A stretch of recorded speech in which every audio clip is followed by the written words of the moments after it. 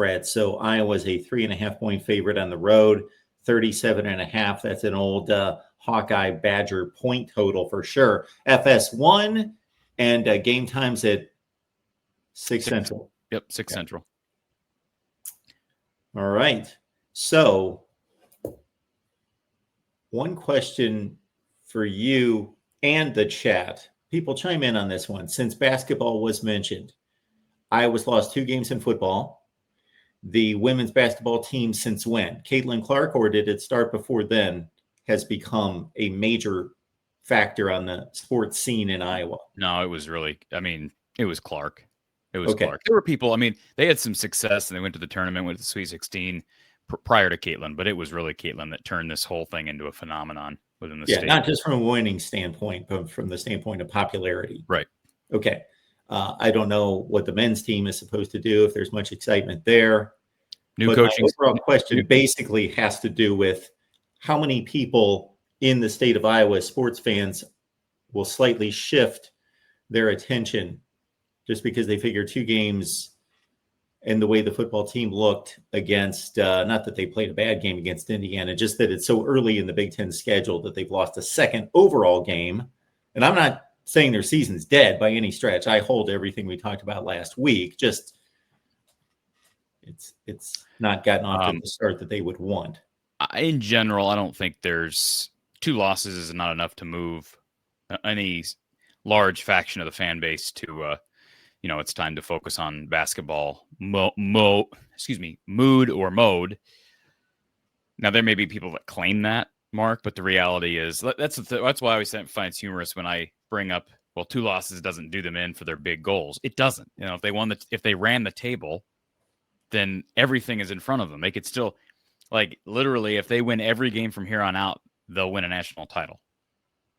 That's the reality. I'm not saying it's going to happen. I'm just saying they are not eliminated, and I don't think Hawkeye football fans are too rabid, too invested. So it will take more than probably even 3 losses, because 3 losses basically eliminates them from real postseason conversation. But if they get down to that 7-5 range, anything worse than 8-4, fans are really going to be frustrated at that point. The good news is this. I think this game comes at a really good time, not only because of when the bye was, but this is a Wisconsin team that last week, Kirk Ferentz brought it up today, and they've done this. There've been certain areas of each of their games where they've been mildly impressive. I'm not saying that they're, there's a reason they're only 3.5-point dogs against this Iowa team. They're good against the run. They looked better on the offensive side with the rushing attack last week. I still think Luke Fickell is a good head football coach. I think he's in over his head there, given the circumstances. But with that being said, I think it's good timing that they're not playing a Penn State or an Oregon. Mark Gronowski is not totally healthy. Kirk said today they think he might be able to be back. Nothing definitive. If it's not Gronowski, it will likely be Hank Brown, although they also listed Jeremy Hecklinski as the co-backup to Gronowski this week. So that's indication that Hecklinski has made some movement forward and has made some headway, especially being given snaps during the bye week. I think that's the key thing, the key element here that maybe we're not taking into account enough is that, Hecklinski, you can't really give more than 2 quarterbacks a ton of snaps during game weeks throughout the season. But during a bye week, you kind of look at it like a bowl prep scenario, especially with your number 1 quarterback out. That's given Hecklinski a chance to actually gain some ground in real speed practice. So, yeah, I don't know. I would think Brown would still be the guy. I went up 2 years ago to Madison and watched Iowa win with Deacon Hill, and they lost their best tight end at the time in Eric All to a season-ending injury. They were down all kinds of pieces, Mark. And I remember sitting there in Camp Randall thinking to myself, this is exactly what Kirk, that was like not the first moment, but it was like the prototypical Kirk Ferentz game where I was just real confident they were going to win, even though you knew they were going to hit even 20 points because they controlled the field. They ran the ball well. They had no pass game, but everything they wanted to do was executed well. And, I think they had a special teams penalty here or there that could have hurt them. But in general, they controlled that game. I think it was like 15-6, if I'm not mistaken, 2 years ago. And that was also a game where I remember I watched the game. Yes, I bloodied myself through a 15-6 game, but where you and I discussed it the next week, of course, and you actually gave a breakdown. Now, the sequence of the plays, the time of the game, and all that, I would not be able to recant.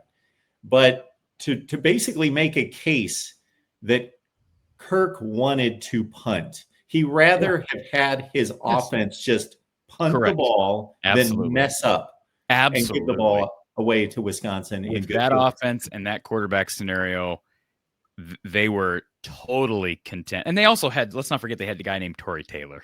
Yeah. So I'm not saying it's going to be the exact same this weekend. The reason I bring it up is because they may be in a situation, at least somewhat similar, where they're down their quarterback, potentially. I hope not, but potentially you're down your quarterback. They are still down a couple of skill position players. It doesn't sound like Jazz Patterson's going to be back. It doesn't sound like Terrell Washington's going to play. Sounds like Reese Vanderzee has a shot to be back, which would be huge, but he may still be out. So I wouldn't be surprised if we see, and I hate to tell you this, if you're a Hawkeye fan, you want to see that Iowa offense stay open. And I think it has opened up substantially over the past few weeks. But I think there's a good chance we see very similar game plan to what we saw 2 years ago. Doesn't mean they won't throw the ball downfield because Tim Lester's still the OC. But I think they'll be very, very deliberate, careful with those decisions, those shots. If Mark plays, they'll be more conservative, I believe. You're not going to see them running him 10 to 15 times. I hope they can get back to a point with his health where that's at least on the table. That's the worst thing, is when you're slowed down by an injury. Bring up Cade McNamara 2 years ago. Now, Cade's not the quarterback I believe Mark is, but remember, Cade got hurt in Kids Day in August prior to the season. Eventually suffered a season-ending injury, but even prior to that season-ending injury, he was playing, whatever it be, 70%, 80%, and I think that contributed to him getting hurt later on.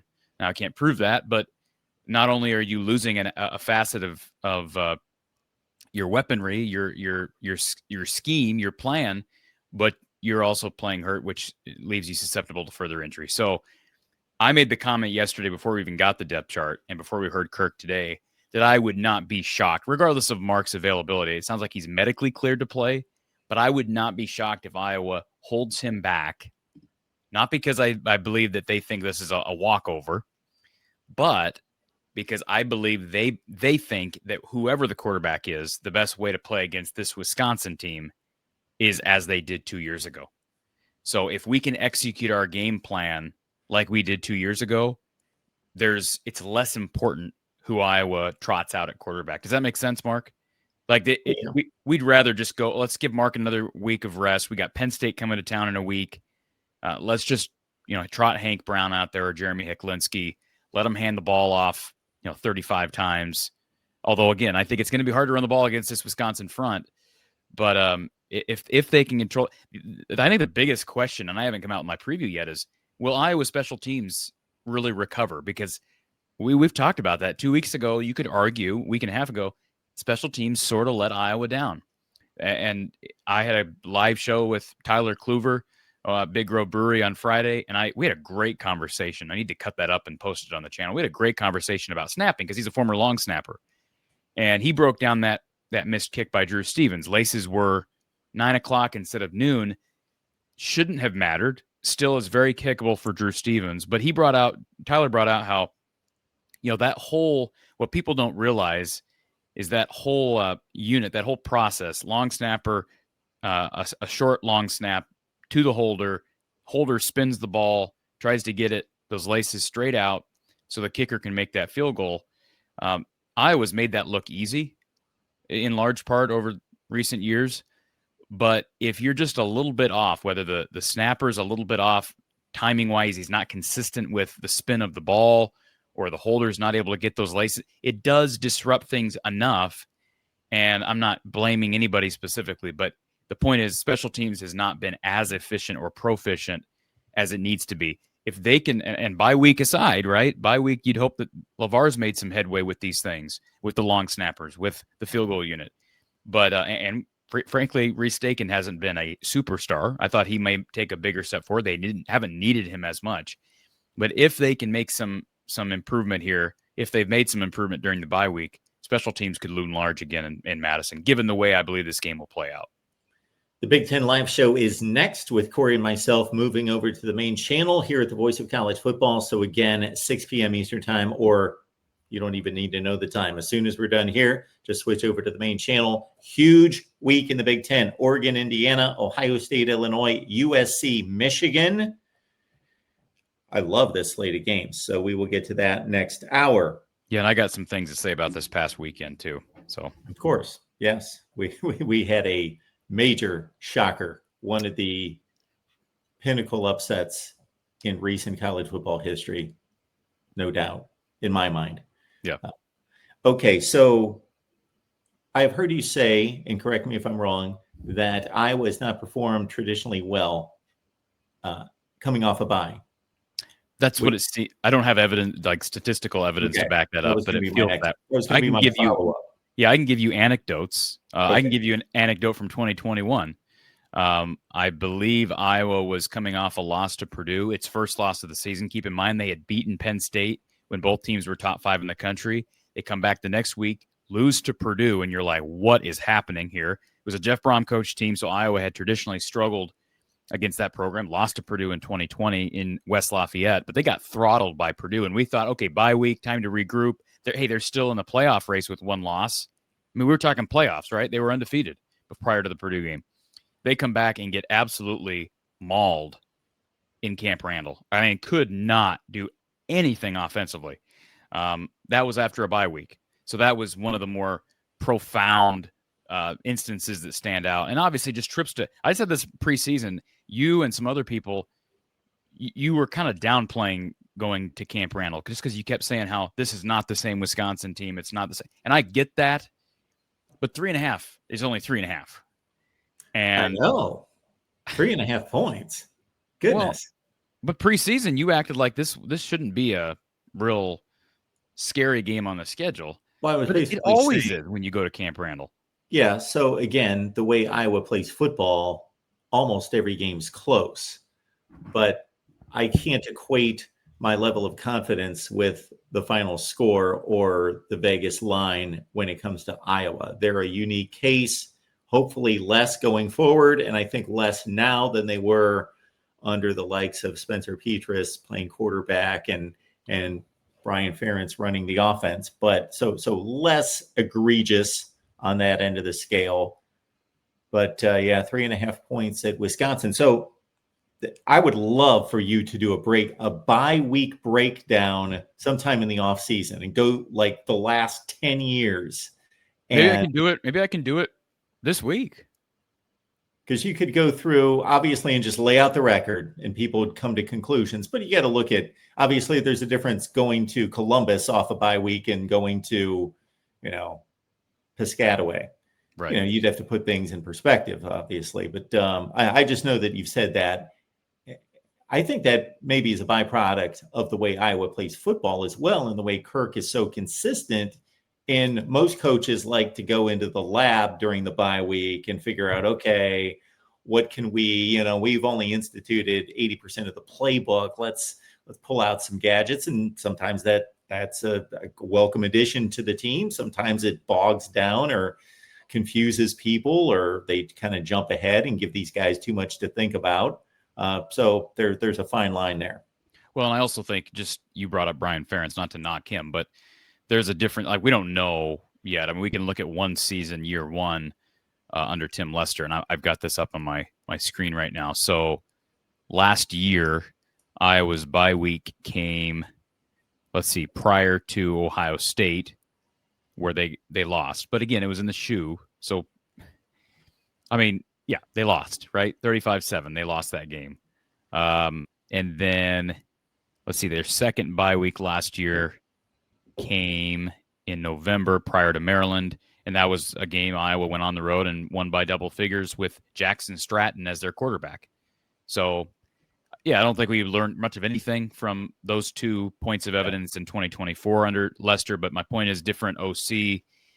And like you said, I think the way Iowa plays football traditionally under Kirk lends to your point. And the other thing about this, that's kind of why I pointed at special teams. Like I could see that unit, if there's a unit that might benefit the most from a bye week, A, it's whoever can get healthy, but B, it might be LeVar Woods guys, because we just don't see, we have not seen the struggles, those little struggles that have added up and cost Iowa at certain points so far through 5 games, like we have so far this year. So I wouldn't be surprised if on special teams, if that's where we see the most improvement. And that's great if we can see that. Like I say, this game against Wisconsin very well might be determined between the margins, like Iowa, a lot of Iowa games are.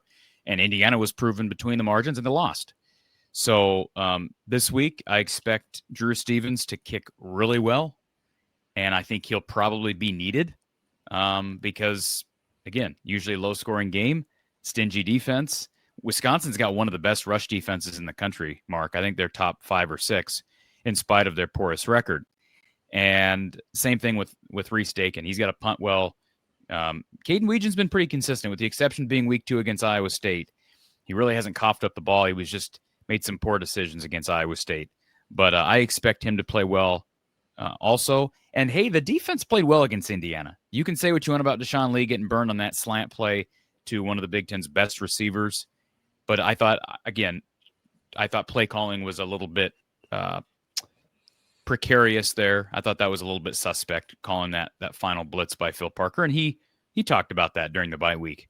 So I don't put a lot of blame on those corners. I thought those corners, including Deshaun Lee, really showed out. And I don't think people give them enough. I don't think people give people like Deshaun Lee enough credit. Everybody rips the guy when he plays poorly against Rutgers. He comes back against one of the quote-unquote best passers in the country, Heisman quarterback, and, all Big Ten receivers, and plays great, and nobody gives him credit. So I think we saw a lot of improvement from Phil Parker's guys just in, without an off week between Rutgers and Indiana. So there may be some substantial improvement there as well. But Wisconsin's going to be dealing with QB 2 or 3 this week. So they're in the same situation as Iowa as far as health at quarterback.